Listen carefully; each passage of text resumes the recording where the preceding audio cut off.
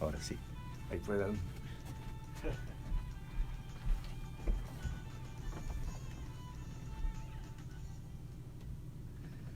Muy buenas tardes, estimados amigos de Facebook Live de Radio María Washington Español.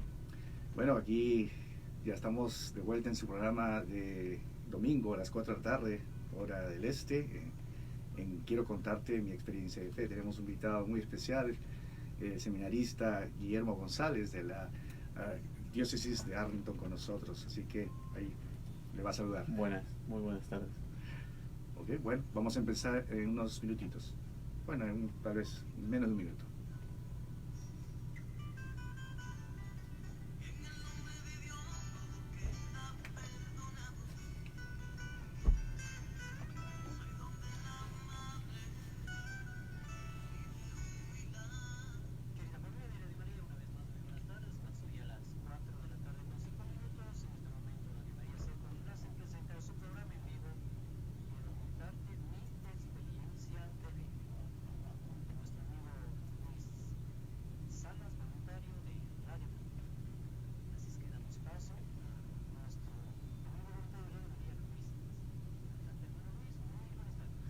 Muy buenas tardes, hermano Segundo. Muchísimas gracias por conectarnos. Estamos en su programa Quiero contarte mi experiencia de fe, que se transmite por Radio María Spanish todos los domingos a las 4 de la tarde, hora del este. Y como siempre, estamos con un invitado especial. Esta vez tenemos al seminarista Guillermo González, que pertenece a la diócesis de Arlington, que nos viene a visitar y contar sus experiencias de fe. Y bueno, vamos a presentarlo. ¿Cómo está Guillermo? Bien, gracias a Dios, la verdad. Aquí contento de estar con ustedes hoy. No, nosotros también muy felices de poder contar con su presencia. Muchísimas gracias por darnos esta oportunidad de poder dar testimonio de fe y compartir con la audiencia de Radio María y también con la audiencia de Facebook Live, que estamos conectándonos ahora. Y también Radio María Spanish, que es la página de Facebook oficial que también está compartiendo esta entrevista. Así es que, seminarista, ya pronto, diácono, ¿verdad? Primero Dios, sí, ya queda poco. Creo que un mes, algo así. Sí, un poquito más, pero más o menos. En pleno invierno, pero con ese... Sí, ya me ha dicho alguno que a ver si no neva el día de mi ordenación. Oh, bueno, que haya nieve o que no haya nieve, ahí estamos. Así que no hay excusa por eso. Más bien agradecer a Dios que es por la oportunidad que nos da, ¿verdad? Sí, no, está claro. La verdad es que es un regalo. Cualquier ordenación es un regalo, y cuando es la de uno mismo, la verdad es que uno se queda con el corazón ensanchado, ¿no? Con ganas de dar muchas gracias a Dios. Claro que sí. Bueno, vamos entonces a dar inicio al programa con una oración para estar en sintonía con el Señor. Así es que, ¿qué le parece, Guillermo, si nos regala una oración de inicio? Muy bien. En el nombre del Padre, del Hijo y del Espíritu Santo. Amén. Señor Jesús, en este día te damos gracias por todos los dones recibidos, y te pedimos en esta radio, que es un regalo de tu Madre, que nos ayudes a abrir nuestras mentes y nuestros corazones para profundizar en el misterio de la fe, sobre todo en este Adviento, que te recibamos en nuestros corazones y que podamos decir como la Virgen María: he aquí la esclava del Señor, hágase en mí según tu palabra. Te pedimos esto por intercesión de tu Madre. Dios te salve María, llena eres de gracia, el Señor es contigo. Bendita tú eres entre todas las mujeres, y bendito es el fruto de tu vientre, Jesús. Santa María, Madre de Dios, ruega por nosotros pecadores, ahora y en la hora de nuestra muerte. Amén.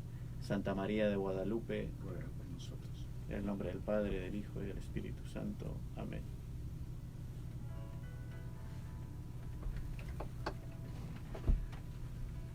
Vamos a probar los micrófonos, creo. Vamos a cambiar el micrófono. Muy bien.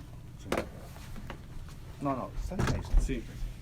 Okay. Parece que el micrófono está funcionando.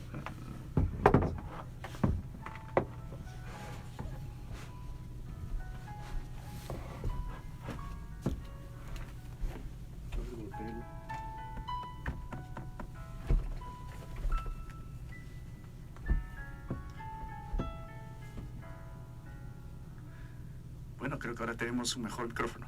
A ver, sí. Sí, ahora sí, escuchamos mejor, mucho mejor. Qué bien. Bueno, muchísimas gracias, Guillermo, por esta oración. Y pues empecemos ya con esta entrevista que va a ser muy, muy interesante.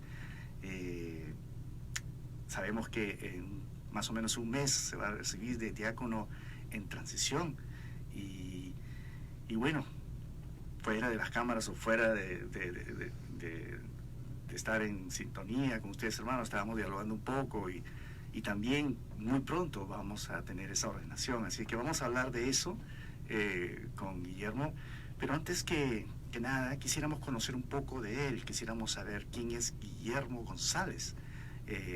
Tengo entendido que usted es salvadoreño. Sí, de Sonsonate, que es la parte del Salvador que está más cerca de Guatemala. De Guatemala, ok, sí. Es al sur entonces. Sí, no. al occidente del país. Occidente, sí. Y vino a la edad de los 12 años. 12 años, sí. Muy pequeño, ¿no?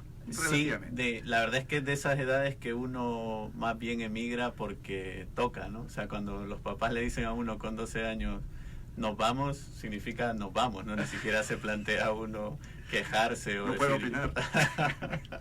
Sí. Bueno, imagino desde que fue un cambio enorme, un shock para usted, estar en otro ambiente, otra cultura, y sobre todo dejar a sus amigos, ¿no? Eso fue la parte más difícil tal vez que ha tenido. Sí, la verdad es que fue interesante porque además me pilló el cambio a mitad de año escolar. Estábamos en mitad de año escolar. Sí, wow. Acabamos de empezar 8º grado en El Salvador y yo ya sabía que me iba, entonces dejé de poner atención en clases, pero los demás no lo sabían. Entonces mis compañeros se empezaron a preocupar porque normalmente yo no solía ser el mejor de la clase, pero sí era una persona aplicada que ponía atención, claro. ¿No? Y entonces cuando vieron que estaba cambiando un poco de actitud, todos empezaron a preguntarme qué me pasaba, ¿no? Luego ya cuando les conté que me venía para Estados Unidos, pues todos lo entendieron, ¿no? Pero... Claro. Y le dieron la despedida y todo eso.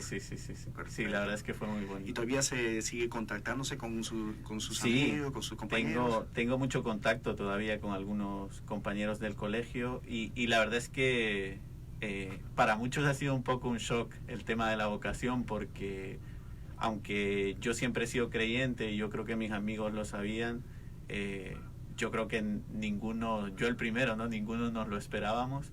Entonces para muchos cuando les he contado ha sido una sorpresa, ¿no? Sí. Excelente. Guillermo, cuéntanos sobre tu familia, católicos, todos. Sí, la verdad es que es un regalo crecer en una familia católica. Yo siempre he dicho que, y ahora les voy a contar un poco, ¿no? Pero en la adolescencia yo estaba un poco despistado, pero gracias a Dios siempre tuve unos papás católicos, practicantes y muy buenos que siempre nos sembraron, ¿no? Esa semilla de la fe, porque la verdad es que es curioso, ¿no? Yo ahora que soy seminarista me cruzo muchas veces con papás que sufren por sus hijos, ¿no? Que me dicen, es que yo he sembrado la semilla de la fe y no veo que crezcan. Uh-huh. Y es un drama, ¿no? Es un drama porque en realidad digamos que el trabajo de los papás es sembrar y a veces el fruto no llega, ¿no? Y entonces los papás se frustran, pero hay que tener siempre fe, ¿no? Sobre todo en la oración. Yo cuando me vienen estos papás siempre les hablo un poco de la figura de Santa Mónica, ¿no? Que jamás se cansó de rezar por su hijo. Y la verdad es que en ese sentido yo les debo mucho a mis papás. También tenía un hermano mayor que también era católico y practicante, pero que murió hace 5 años. El hermano mayor. Mi hermano mayor. ¿Cuántos hermanos son ustedes? Éramos dos, así que okay. Sí, así que ahora decimos que tenemos uno, primero Dios en el cielo, ¿no? En el cielo, sí. Y luego yo, sí. Ya, muy bien. Entonces pasó hasta los 12 años de su vida en Sonsonate. Sí. El Salvador, dejó muchos amigos, muchas amistades, muchas novias seguramente.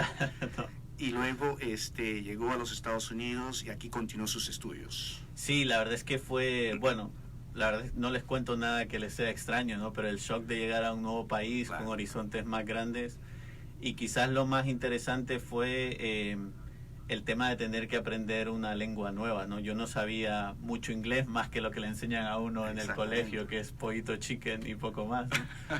Y entonces el primer año fue duro porque no entendía, además me bajaron un grado, empecé aquí en séptimo y en El Salvador estaba en octavo, entonces al principio me desanimé mucho, pero conforme iba pasando el tiempo y me iba acostumbrando, me di cuenta que era un regalo, no era una oportunidad de crecer y aprender cosas que no hubiese aprendido estando en El Salvador. Claro, claro. Y el tema del idioma, le tomó seguramente un poquito de tiempo poder adaptarse y también de tener amistades y así poco a poco, ¿no? Hasta sentirse cómodo. Yo creo que sí, la verdad es que es interesante, ¿no? Porque uno a esa edad, quizás la inocencia de un niño medio adolescente, ¿no? Porque hacer amistades es relativamente fácil, ¿no? Claro.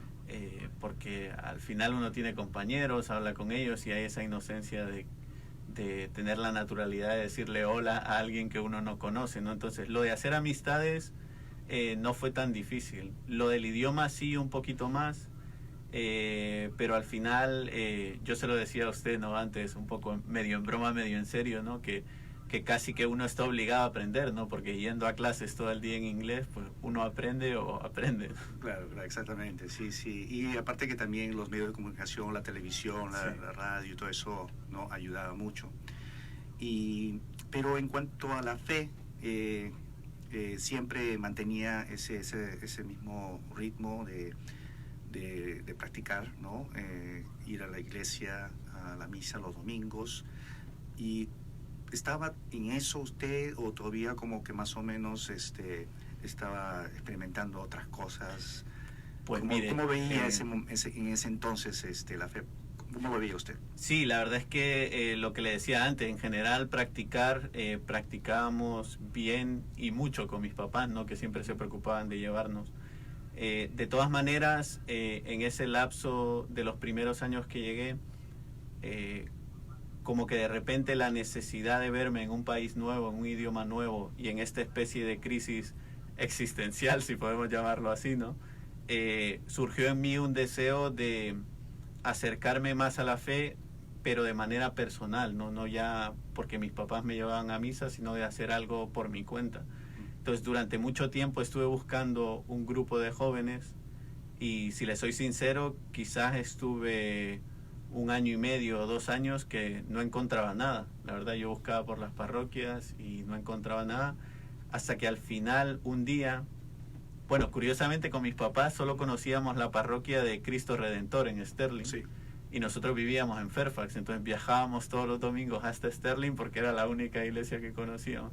Luego ya conocimos la iglesia de Fairfax, San León Magno, que es donde van mis papás ahora.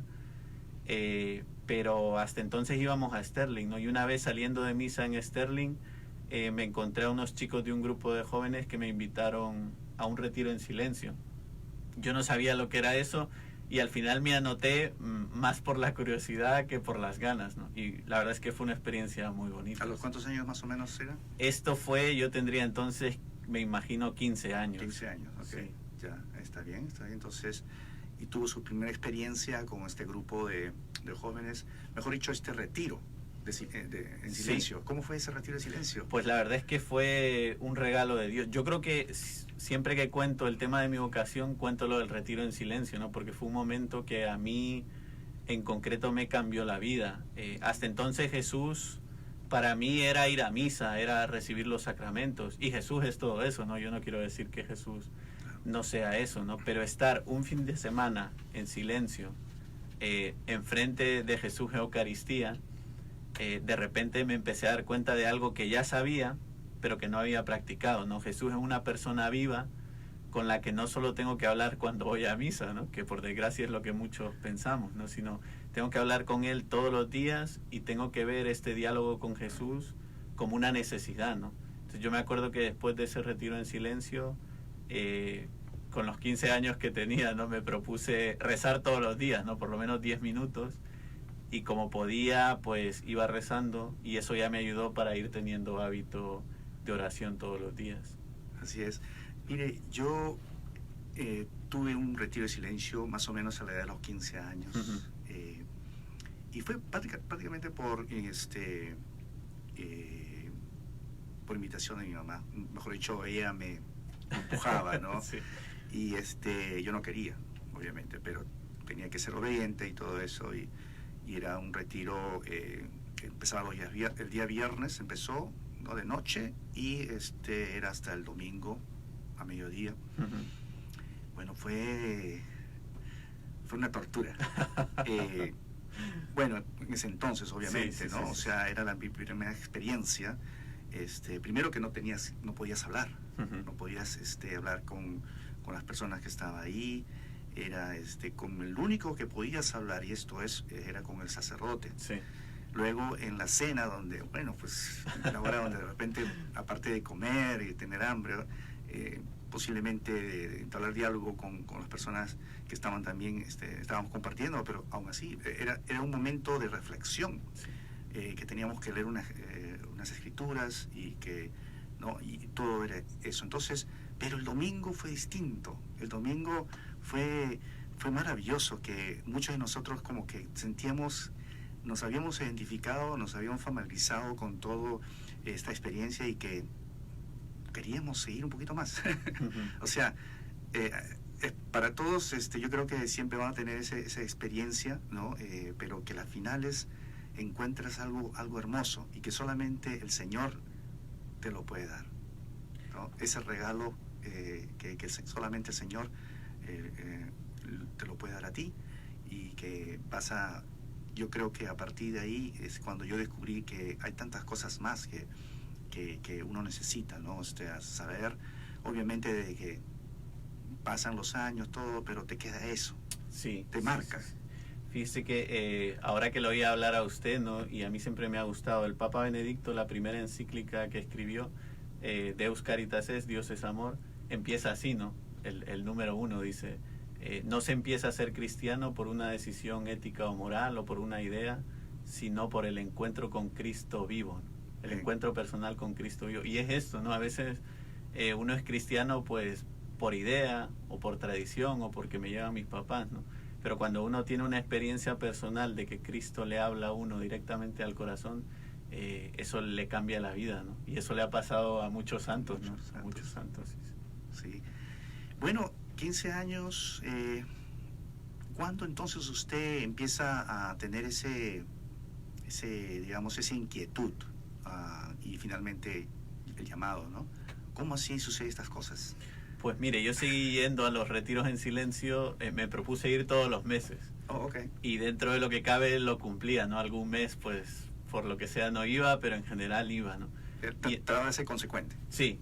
Y entonces en los retiros había un sacerdote español, el padre Juan Álvarez, que ahora él está de vuelta por Madrid, pero entonces vivía aquí en la diócesis de Arlington.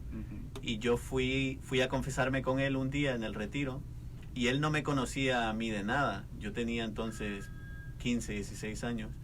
Y después de la confesión, sin conocerme de nada, el padre Juan me preguntó, oye, Guillermo, ¿tú has pensado alguna vez en ser sacerdote? Y yo me acuerdo que me enojé mucho. Me sentó tan mal la pregunta porque en el fondo yo ya la llevaba en el corazón, pero no me la quería plantear, ¿no? Claro. Entonces cuando el padre Juan me la hizo, yo le respondí de mala manera. Le dije, no, padre, ni lo he pensado, ni lo voy a pensar, ¿no? Pero desde entonces como que la pregunta empezó a resonar, ¿no? En mi corazón, sobre todo en los ratos de oración. Y ya llegó un momento en el que no pude ignorarla. Claro, o sea, era consecuente, pero usted tenía otras metas, otro objetivo. Sí, la verdad es que el modelo que uno tiene como niño son los papás, ¿no? Claro. Entonces yo veía a mis papás tan felices, un matrimonio feliz con hijos, que yo no me planteaba otra cosa. O sea, yo me planteaba tener mis hijos y tener un matrimonio feliz y santo como el de mis papás, y no me planteaba otra cosa, pero lo que yo no me daba cuenta es que la vocación no es lo que uno quiere, ¿no? Que a veces eso creemos, ¿no? ¿Qué voy a decidir o qué es lo que yo voy a hacer con mi vida? Lo planteamos a un nivel un poco superficial, ¿no? La vocación en realidad es una llamada de Dios, y solo en un segundo momento es una respuesta de uno, ¿no? Pero lo que uno tiene que darse cuenta primero es que es Dios quien habla, y para que Dios hable las personas tienen que escuchar y ser dóciles, ¿no? Y a veces no es fácil, como que uno en ese discernimiento vocacional, uno a veces intenta ir en contra o pelear con la voluntad de Dios, ¿no? Pero al final Dios siempre vence. Es más fácil retirarse en silencio y obtener el llamado del Señor para tu vocación, para la vocación que Él elige, o para ti, en este caso. Pues yo creo que en general yo diría que el Señor llama de muchas maneras, ¿no? Y cada vocación es un mundo y no me atrevería a decir en general que Dios habla mejor en el silencio. En concreto sí, para mí el silencio ha sido el modo de encontrarme con Dios, porque al final el ruido hace que uno esté disperso, ¿no? Que uno esté pensando en muchas cosas y que no se dé cuenta de lo que de verdad importa, ¿no? Entonces para mí el silencio fue la oportunidad de dejar de lado todo y de darme cuenta que Dios me estaba hablando y que yo no me estaba enterando de lo que Dios me estaba diciendo. Entonces usted descubrió que ya tiene ese llamado del Señor para el sacerdocio, ¿verdad? O sea, primero la vocación, después la respuesta que usted da. ¿Y cómo se dio eso entonces? ¿Cómo empezó todo ese planteamiento? Pues mire, yo lo empecé a hablar con mis papás. Yo tendría entonces 17 años, estaba terminando high school.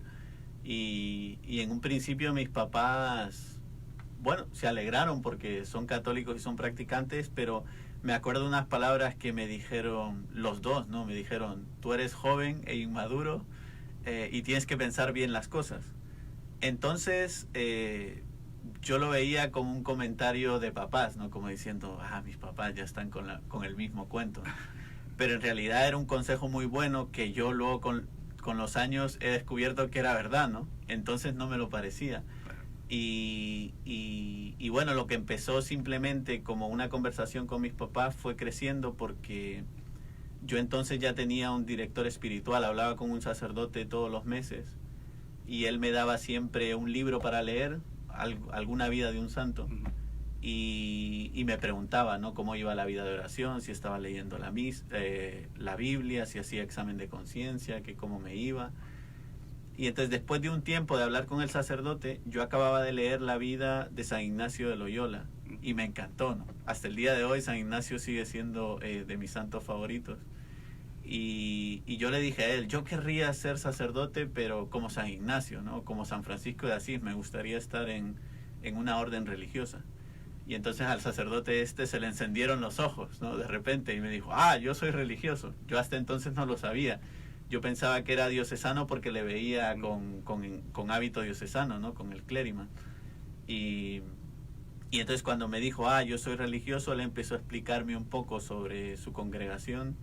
Y ahí empezó un poco todo esto, porque, aunque se me ha olvidado contarlo, yo ya había ido a hablar con el director vocacional de la diócesis, que entonces era el padre Bachista, y le había contado esto que les acabo de contar a ustedes, ¿no? Que me había encantado la vida de San Ignacio. Y entonces el padre Bachista me dijo que hablara con algún sacerdote religioso, y providencialmente me encontré con este sacerdote que era religioso. ¿Cuál es el nombre de esta orden? La orden se llama Discípulos de los Corazones de Jesús y de María. Ok, muy bien, muy bien. ¿Y usted se unió a esta orden? Sí, yo fui religioso 8 años con esta orden. Entonces empecé todo el proceso de formación. La vida religiosa, la formación es un poquito distinta a la vida diocesana, porque en la vida diocesana el seminarista entra al seminario, estudia filosofía y teología y se ordena, ¿no? Digamos que es un proceso más o menos de entre 6 y 7 años. Pero la vida religiosa, uno tiene que, además de la filosofía y la teología, formarse en la espiritualidad de la orden. Entonces uno tiene algunos años más de formación, ¿no? El postulantado, el noviciado, luego uno empieza la filosofía, después tiene un par de años de pastoral y después uno empieza a estudiar la teología. Entonces al final en la vida religiosa el proceso es un poco más largo y suele tardar uno entre 8 y 10 años más o menos. Ok, pero entonces usted estuvo en esta orden que no tiene nada que ver con este llamado sacerdocio, o sea, es algo totalmente, digamos, separado, o era una manera de prepararse y discernir. Yo lo veo de la segunda manera. Primero porque, aunque en esta orden existía la posibilidad de quedarse como hermano, en general la mayoría eran sacerdotes, ¿no? Entonces, digamos que había una cierta espiritualidad sacerdotal. Y mi idea era ser sacerdote, ¿no? Cuando hiciera los votos perpetuos con la orden. Pero yo, la verdad es que mucha gente me ha preguntado, ¿no? Ahora que soy seminarista diocesano, si tú pudieras volver hacia atrás y cambiar tu decisión, ¿la cambiarías? Y yo siempre digo que no, porque al final yo creo que esos años de vida religiosa a mí me han servido para tener una formación que no hubiese podido tener si no hubiese sido religioso. Claro que sí. ¿Y cuánto tiempo estuvo en esta orden? En la orden estuve 8 años. 8 años. 8 años. 8 años, de los cuales, mejor dicho, cumpliendo los 8 años es donde usted ya se enrumba a lo que es... sí, entonces cuando uno cumple los 8 años, lo normal es que uno haga lo que se llama los votos perpetuos. Okay. Hasta entonces uno ha estado renovando votos temporales, más o menos cada 3 años tiene uno que renovarlos. Y cuando uno ya hace la profesión perpetua, uno pasa a ser miembro de la orden y ya se empieza a plantear el tema del diaconado y la ordenación sacerdotal. Muy bien. O sea, usted está más que bien preparado. Bueno, la verdad es que yo siempre digo que algunos somos un poco más lentos y tenemos que estudiar un poco más, y sí, creo que ha sido el caso mío. Sí, porque usted ha tenido años de estudios extensivos en esta orden, y luego ahora está seminarista ya en el último año. ¿Cuántos años ha estado en el seminario? Entonces yo en noviembre, si no me equivoco, cumplí 11 años 11 de haber entrado. Yo entré al seminario en 2008. Ya, ok, perfecto. Y ahora en enero, precisamente el 26 de enero es que se ordena de diácono en transición. Primero Dios, sí.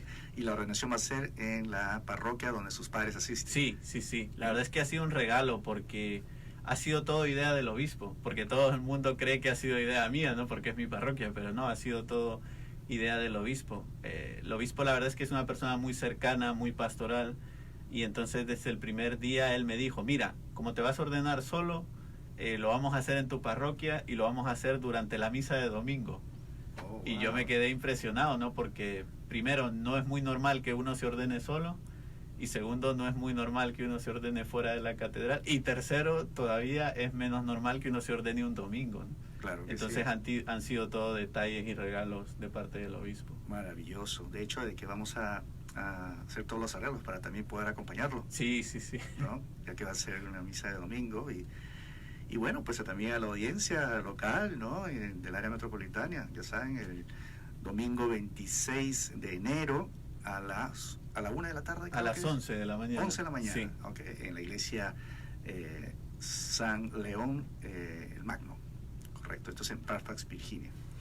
Muy bien, son las 8:30, perdón, estoy hablando ya de la mañana. Tengo un programa con el padre Roberto Mena en la mañana. Y vamos a entonces ir a una pausa. Son las 4:32 de la tarde, y vamos a ir a una pequeña pausa musical que nuestro hermano Segundo nos va a ofrecer con una pequeña alabanza, y vamos a retornar en el segundo segmento más del seminarista Guillermo González de la diócesis de Arlington, que viene a contarnos sus experiencias de fe, y vamos a hablar también de otros puntos muy importantes que él también quiere ofrecer en este segundo segmento. Así que ya volvemos. Si desean participar o quieren saludarle a Guillermo, pueden hacerlo llamando al 212-574-4357, ese es el número local, 212-574-4357, o también tenemos un teléfono nacional, un toll free number al 1-866-880-7136. Ya volvemos en su programa Quiero Contarte Mi Experiencia de Fe.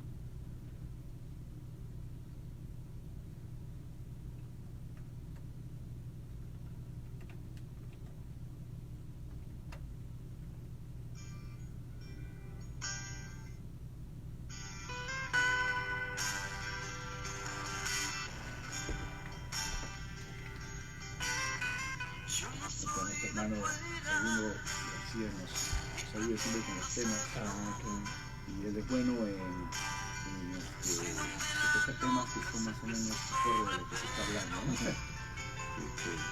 ¿Alguna vez has estado en Nueva York, en el área de Bajo Manhattan?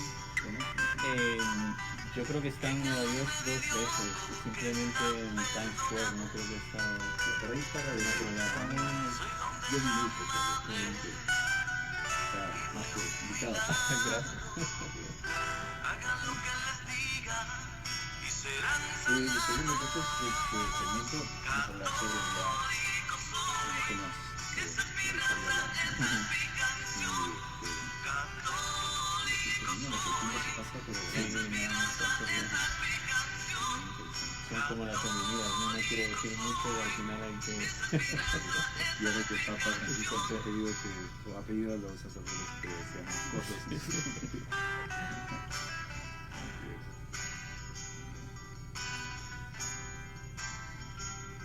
Sabe que el día que se ordena el diácono en procesión va a ser al día siguiente o la semana que termina, que es el viernes, precisamente que va a ser la masa por la vida. ¿Has asistido ahí? Sí. Nosotros vamos a estar ahí también. Al día siguiente hay como un congreso pro vida, ahí vamos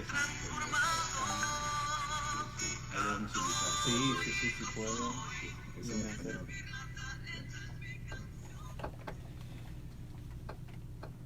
Ya estamos de regreso en su programa. Quiero contarte mi experiencia de fe.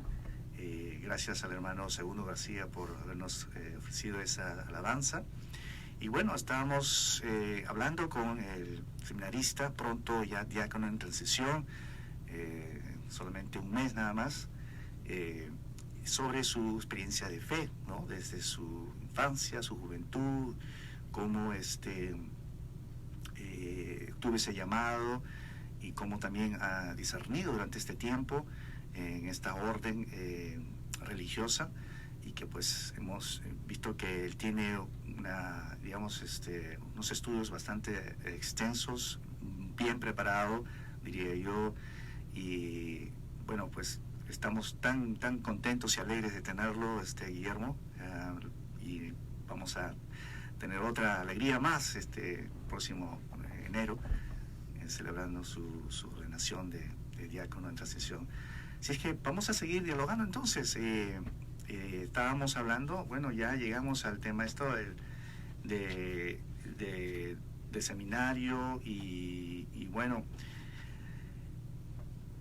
la vida del seminarista no es una vida de oración, no es como uno se imagina, ¿no? Sea un seminarista, ora día y noche y eso es lo único que tiene que hacer, o tal vez unos estudios. No, es totalmente distinto de lo que uno se imagina. Yo creo que estuve más o menos como leyendo y inclusive testimonios de otros seminaristas, ¿no? Sí. De que también tiene sus desafíos, tiene sus retos, tiene todo lo que necesita uno, porque es un momento el seminarista tiene que experimentar, porque cuando llega a ser sacerdote es donde va a básicamente practicar todo lo que ha aprendido, ¿verdad? Entonces, ¿cómo es la vida de un seminarista para usted? ¿Cómo nos puede relatar de repente en algo, a grandes rasgos, qué es lo que hace desde el inicio del día hasta el final? Pues la verdad es que depende un poco, ¿no? Cuando yo era seminarista religioso sí que es verdad que teníamos más tiempo para hacer oración, sobre todo en los primeros años. En el noviciado uno tiene muchas oportunidades para hacer oración, ¿no? Pero yo les voy a contar estos últimos años de seminario, que yo estoy en el seminario que se llama Mount St. Mary's en Emmitsburg, y somos alrededor de 150 seminaristas de muchas diócesis. De Arlington yo creo que seremos alrededor de 20 seminaristas de Arlington que estamos ahí, y la otra mitad de seminaristas está en St. Charles Borromeo en Filadelfia. Okay. Pues más o menos lo que hacemos es, empezamos el día con el rezo de laudes y con la misa, que esto empieza más o menos a las 6:15 de la mañana. Entonces nos reunimos todos en la capilla. Hay opción de hacer, porque todos tenemos que hacer 1 hora de oración mental, entonces hay opción de hacerlo por la mañana. Hay una exposición de Santísimo de 5 de la mañana a 6 de la mañana, y luego hay otra exposición de Santísimo de las 4 a las 5 de la tarde, entonces cada uno elige, ¿no? Y para los que son grandes oradores, incluso está la opción de ir a los dos, ¿no? Hay algún seminarista muy bueno y muy piadoso que le gusta rezar mucho, que van a las dos, ¿no? Pero en general, como usted ha dicho, como es un día muy ocupado, pues uno elige una de las dos, ¿no? Después de la misa ya empieza el horario de clases, entonces cada uno tiene su horario de clases y durante el día pues uno tiene que organizarse todo el tema de las clases, incluso la liturgia de las horas, porque solo rezamos en común laudes y vísperas, que es la oración de la tarde, ¿no? Entonces la hora intermedia, que es lo que está, la oración que va en medio, y completas, eso se lo tiene que organizar uno por su cuenta y hay que rezarla, ¿no? Porque se está preparando uno para ser sacerdote. Y parte de las promesas diaconales y sacerdotales es rezar el oficio de lectura, ¿no? Que incluye todas estas oraciones, más algunas lecturas de la Biblia y de los Santos Padres. Entonces, en general, el día de un seminarista está ocupado con clases, ¿no? Y tiempo de estudio. Entonces, en el seminario nos explican que hay como 4 grandes pilares, ¿no? De formación. Entonces está el pilar espiritual, que es la vida de oración y que está incluido también, por ejemplo, la dirección espiritual y todos estos temas, ¿no? Está el pilar humano, ¿no? Que implica toda la formación en virtudes, ¿no? Toda la formación en lecturas de literatura y de cuestiones más humanas, ¿no? Está el pilar académico, que son las clases y el estudio de la teología. Entonces, además del horario de clase, uno tiene un horario de estudio, ¿no? Que son las horas que uno aparta para estudiar lo que uno ha aprendido en clase. Y por último está el pilar pastoral, ¿no? Que cada seminarista tiene por lo menos una vez por semana una asignación pastoral donde vamos, ¿no? Se supone que aprender cómo ser pastores, ¿no? Entonces la idea de los 4 pilares es que uno aprenda a integrar todas esas cosas en un día, ¿no? Y no absolutizar ninguna de las 4, ¿no? Porque a veces uno puede pasarse todo el día estudiando, o todo el día rezando, o todo el día en la parroquia, ¿no? O todo el día, y entonces se trata de en esos años de seminario uno ir aprendiendo cómo vivirlas todas de manera integral. Se aprende a ser bastante organizado. Sí, sí, sí. Planchan, lavan sus ropas, se cocinan.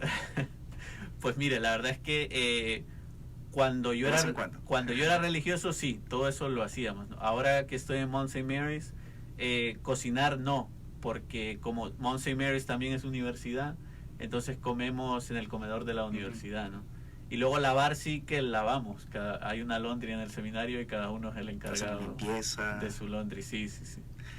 También gozan de momentos de esparcimiento, ¿no? Deporte.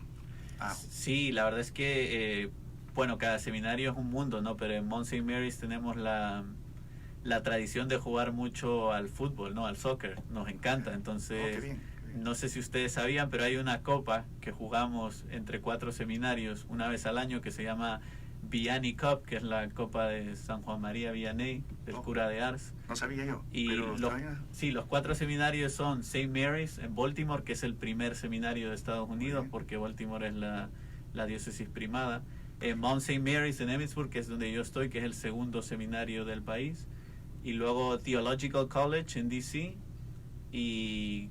¿cuál es el otro? St. Charles Borromeo en Filadelfia. Entonces, una vez al año nos reunimos y jugamos el torneo del Vianney Cup. Entonces, no es por alardear, ¿no? Pero son los mejores.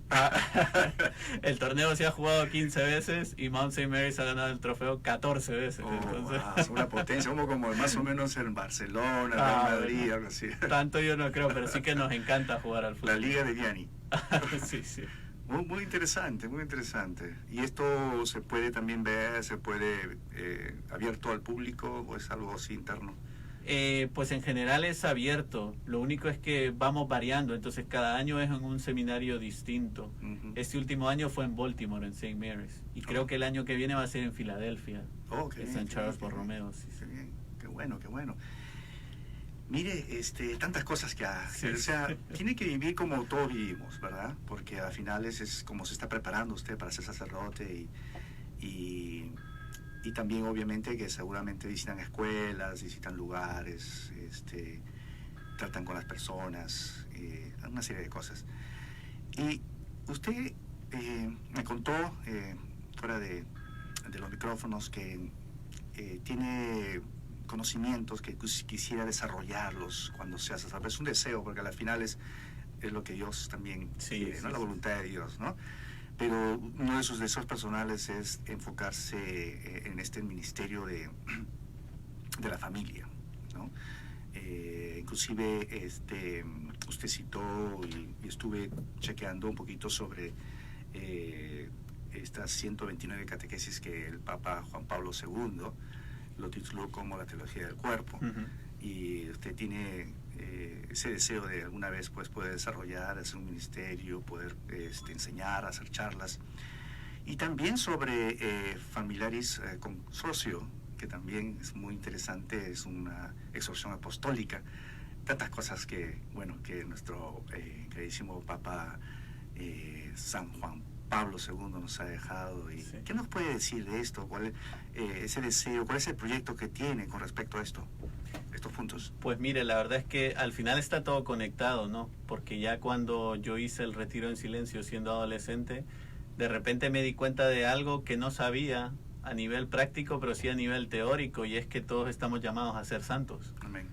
Y por desgracia a veces tenemos la idea de que la santidad es para los religiosos, para los sacerdotes, para los consagrados, y que no es para los laicos, ¿no? Entonces yo me acuerdo en los primeros años de seminario, cayó entre mis manos un documento, Lumen Gentium, que es el documento del Vaticano II sobre la Iglesia, que tiene todo un capítulo, ¿no?, que habla de la vocación universal a la santidad. Y entonces a mí como que todo esto me abrió los ojos, ¿no? De repente dije, como que todos tenemos muy claro, aunque por desgracia ahora con todo este tema de los abusos, pues quizás ya no esté tan claro, ¿no? Pero todos tenemos muy claro que el sacerdote tiene que ser santo, que la religiosa tiene que ser santo. Lo que ya no nos queda tan claro es que las familias tienen que ser santas, ¿no? Que los matrimonios tienen que ser santos.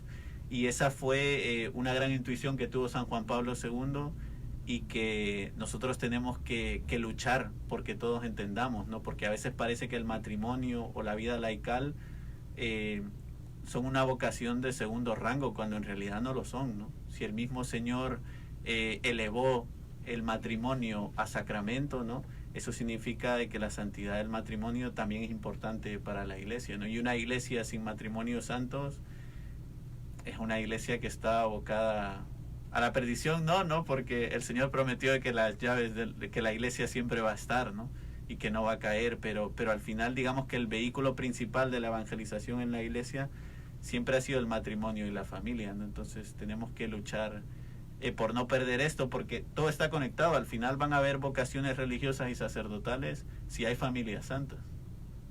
Claro que sí. Una de las frases de Juan Pablo II es que dice que Cristo es el modelo de matrimonio cristiano, y así como Él amaba o ama a su iglesia, así como también nosotros estamos invitados a amar, en este caso a nuestras esposas, ¿no?, a los que estamos casados, a los que están casados, y hacer que pues se fortalezca esta unión familiar, que es muy importante. Y tocando también el tema sobre la Familia Consorcio, donde se habla sobre el papel de la familia en la evangelización, pero también al mismo tiempo un llamado a los medios de comunicación, ¿no?, porque son a través de los medios de comunicación que pues especialmente la juventud absorbe mucho, e inclusive hasta como que directamente moldean el comportamiento hacia o dentro de la sociedad, y especialmente si se trata de esos medios de comunicación seculares, ¿no?, que nos muestran cosas totalmente distintas a lo que la fe nos enseña. Es increíble. Sí, la verdad es que el tema de los medios de comunicación yo creo que ha sido recurrente en la iglesia, ¿no? Porque Familiaris Consortio es del año 81, pero ya un montón de documentos del Vaticano II hablaban de esto, ¿no? Me viene a la cabeza Gaudium et Spes, que es el documento sobre el diálogo de la iglesia con el mundo moderno, y la verdad es que por desgracia podríamos decir que estamos perdiendo la batalla, ¿no? Que uno mira a los medios de comunicación y parece que todo es malo, ¿no? Y la verdad es que no es así, ¿no? Porque los medios de comunicación, digamos que son neutros, ¿no? Lo que está haciendo mal es el uso del medio que Dios nos ha dado, ¿no? Entonces quizás en ese sentido sí que habría que hacer un llamado que ya ha sido hecho, ¿no? Pero había que renovarlo, que los cristianos nos involucremos en estas cosas y que hagamos un buen uso de los medios de comunicación social para darnos cuenta de que también pueden servir, ¿no? Como medio de evangelización, no solo como medio de la maldad, ¿no? De las cosas malas. Claro que sí. Guillermo, se nos pasó el tiempo. Tenemos un par de minutos y quisiera cederte minutos para que dirijas a la audiencia de Radio María algunas palabras, tal vez algo que quisieras añadir, un mensaje de esperanza, y también, por supuesto, a estos jóvenes que están escuchándote, ¿no? Sí, pues yo la verdad es que no le voy a decir nada nuevo, ¿no? Pero quizás las palabras que me vienen a la cabeza son las palabras de San Juan Pablo II, ¿no? Que en el fondo no son de él, sino del Evangelio, ¿no? No tener miedo, ¿no? No tener miedo y abrir las puertas a Cristo de par en par, ¿no? Porque decía el Papa Benedicto, y es verdad, que Cristo no quita nada y lo da todo, ¿no? Y es verdad, y por desgracia a veces nosotros, los miedos, ¿no? Las tentaciones nos llevan a decir, no le des tu tiempo a la iglesia, no le des tu tiempo a Cristo, no le des tu vida a la iglesia, no le des tu vida a Cristo. Cuando en realidad la verdadera felicidad está en eso, ¿no? En saber entregarse a Dios y a la iglesia, porque solo ahí podemos ser realmente felices. Fíjense que no he tenido tiempo para contarlo, ¿no? Pero en la adolescencia yo experimenté mucho lo que era no ser feliz, ¿no? El corazón incansable que no se sacia con nada, ¿no? Yo creo que esto lo experimentamos todos porque todos somos seres humanos, ¿no? Entonces podríamos decir, ¿dónde está eso que nos hace descansar, eso que nos va a llenar el corazón? En Cristo, ¿no? En María, en la iglesia. Entonces, que lo busquemos y que nos demos cuenta que si ponemos el corazón en otras cosas o en otras personas, por desgracia no vamos a ser felices nunca, ¿no? Entonces estamos llamados a la santidad, que en el fondo es esto, ¿no? Estar en el cielo y ser feliz, porque son sinónimos ser feliz y estar en el cielo. Amén. Muchas gracias, Guillermo, por sus palabras. Y bueno, pues nos quedamos cortos. Sí. Pero ya de antemano está invitado, ¿no? Para otra oportunidad, si usted dispone de tiempo. Sí, muchas gracias. Y de hecho, de que después de que sea diácono, pues seguramente vamos a tener una oportunidad de conversar, charlar un poquito más sobre esa experiencia de fe. Hermanos y hermanas, gracias por sintonizarnos en su programa Quiero contarte mi experiencia de fe. Quiero dar gracias una vez más a Guillermo González por su tiempo, a nuestro hermano Segundo García en la parte técnica desde Nueva York, y quiero invitarles a una nueva edición el próximo domingo, 22 de diciembre, donde vamos a tener también otros invitados especiales. Muchas gracias. Su amigo servidor Luis Sala se despide del área metropolitana de Washington, D.C. Siguen en sintonía de Radio María, que es una voz católica en su casa. Muchas gracias.